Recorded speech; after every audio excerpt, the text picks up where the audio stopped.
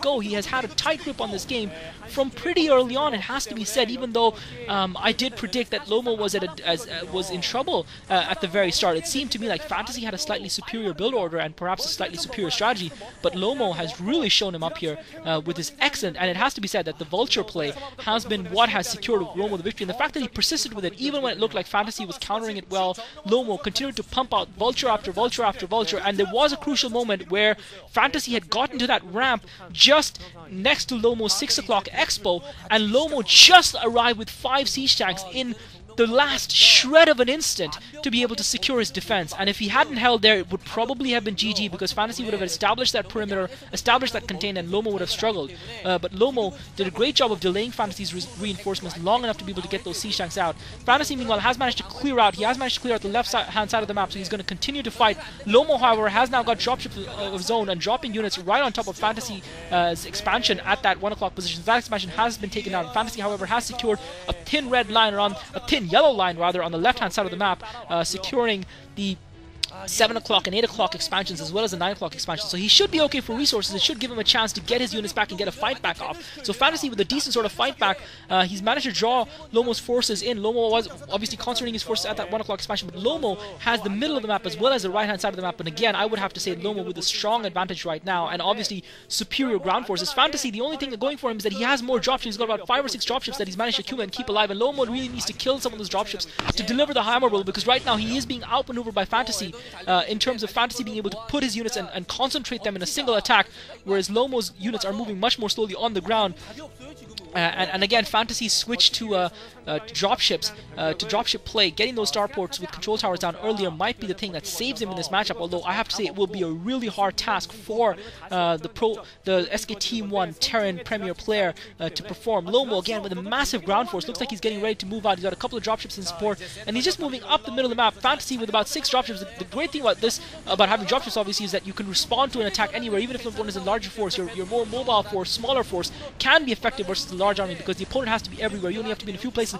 But now Lomo coming in with dropships of his own, just trying. It looks like he lost one dropship there. Very careless by Lomo, losing one dropship. But Lomo has such a huge advantage in economy and units that he can afford to throw his units away and still hurt his opponent. And he does manage to take that high ground just outside Fantasy's main, and it's going to be very difficult for Fantasy to dislodge this. He's going to come back with a drop straight away and take this down.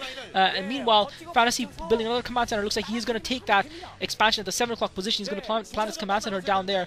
Lomo, meanwhile, has taken the 1 o'clock expansion that he forced Fantasy out of. Lomo continued to pump the units. Fantasy now trying to build turrets, trying to establish a defense. Lomo once again persisting with the ground attack. He's got some SCVs this time to run in. He's going to go for that 9 o'clock expansion. Fantasy doesn't have a lot of units there, and unfortunately for him, he doesn't have reinforcements either. Obviously, being behind in economy, his reinforcements are slightly slower to emerge. And Lomo now heading in for that 9 o'clock expansion. Fantasy does have an entrenched position, but he only has a handful of units there. And Lomo with a massive siege tank army, and Fantasy's Goliath just walking into those siege tanks, and Fantasy's force does get obliterated.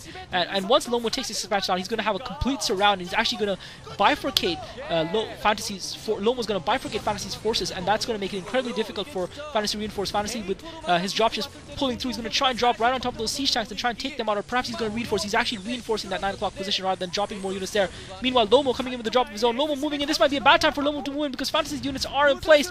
Lomo getting his siege tanks in siege mode, and again, it's just sheer weight of numbers by Lomo here. Fantasy, despite the extra maneuverability, just doesn't have enough units to fight this off. He's got 1 siege tank and 1 Goliath left, and Lomo's just going to be able to push in and take it down and clear out that expansion. And Fantasy, once he loses that expansion, it's going to be difficult for him, because he's going to then struggle, because Lomo's going to be in between his main and his expansions, and the south left-hand corner of the map, in the south west corner of the map, he's going to struggle to reinforce those expansions from his main, because he's going to have to fly over Lomo's units no matter which way he goes, and he really doesn't want that. Lomo now getting the siege tanks in range of the expansion. Fantasy's going to be forced to pull the SCVs out as it is. His economy isn't in great shape. He's got a Goliath there as well. Fantasy, meanwhile, looks like he's bringing in some dropships again, trying to hold on to that position one way or the other. He's dropping a couple units in that corner, but looks like he has actually retreated, floating that command center away.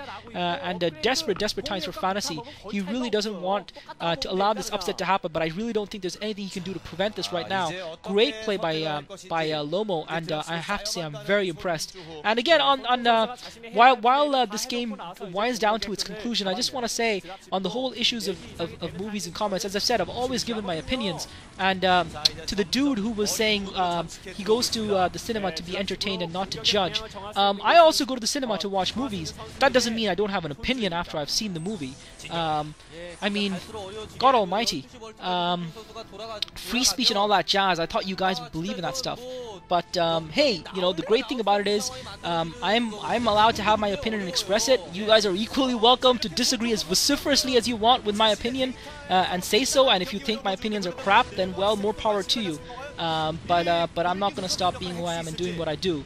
Anyway, Lomo just polishing off the last remaining units of Fantasy here, and he finally has managed to get that divide in the middle, which means that Fantasy's reinforcements have to fly over Lomo's units, and that just makes it an incredibly difficult task for the SKT1 Terran. And again, Lomo still, I haven't seen too many Goliaths for Lomo, could really use a few more Goliaths, and Fantasy's actually going to be able to re-secure almost that expansion.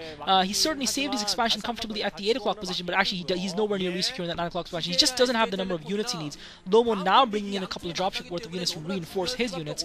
Fantasy still with the dropship advantage, and Lomo's going to lose more dropships. Lomo loses both of his drops. Okay, it looks like he only lost one dropship, and he's going to take down that expansion now at the 8 o'clock position. And it's just, again, Lomo with such a huge economic advantage that there's nothing Fantasy can do about it.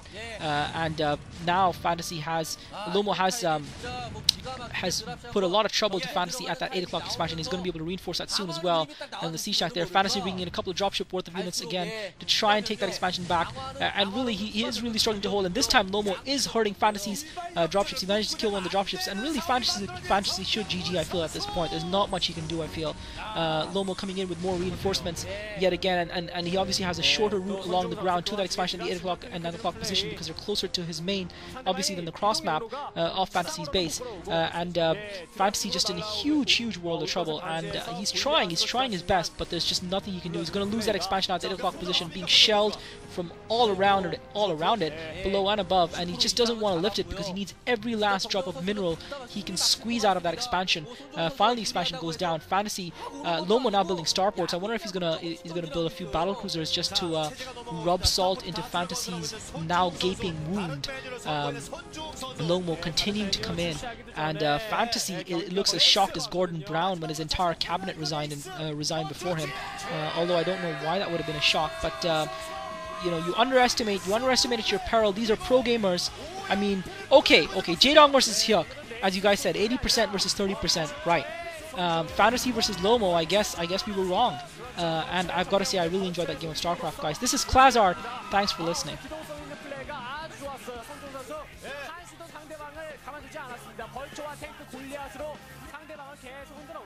정명훈 선수도 분명히 공격적인 플레이를 통해서 송주호 선수를 흔들려는 의지가 강했거든요. 근데 이 송주호 선수의 벌처 탱크에 맞서서